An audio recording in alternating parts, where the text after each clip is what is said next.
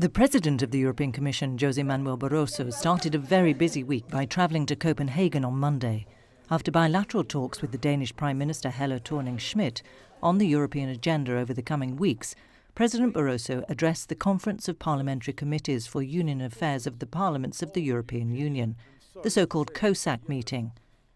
He called on representatives of national parliaments and the European Parliament to redouble their efforts to improve governance of the single market, the crown jewel of the EU, saying they should be more vigilant on meeting deadlines for the transposition of directives and removing barriers to their implementation. Speaking later to students at the University of Copenhagen, the President focused on Europe's response to the crisis and on concrete benefits of European integration, such as cooperation and achievements in the fight against climate change or greater energy supply security. He called for more union, not less, at a time of crisis and budgetary problems in individual member states.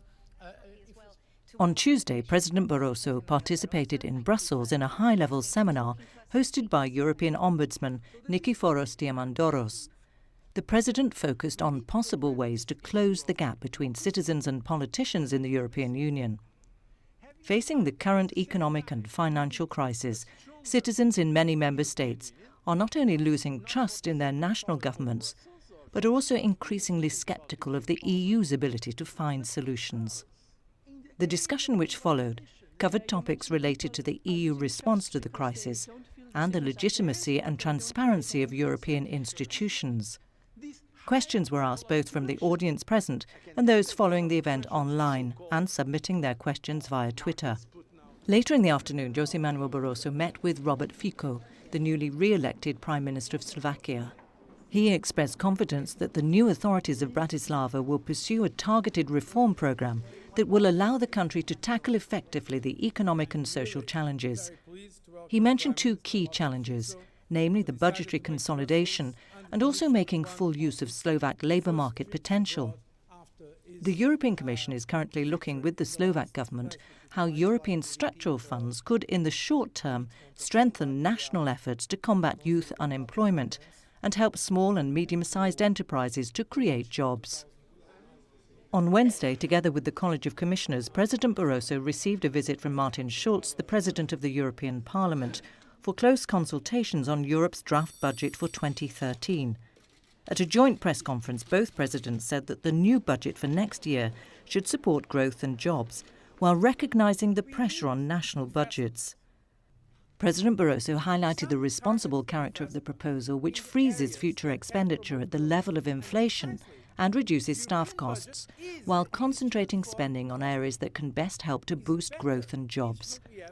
He also underlined that there's no way around increased payment levels, as the EU has to pay its bills, based on what had been agreed by member states in previous years.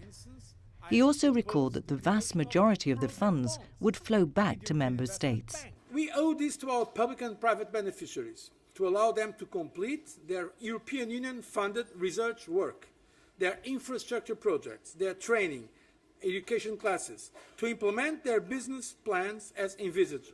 If we don't do it, we will infringe the law and will interrupt a vital cash flow that our economy needs. In the evening, the President attended the launch of a book dedicated to East Timor's 10 years of independence.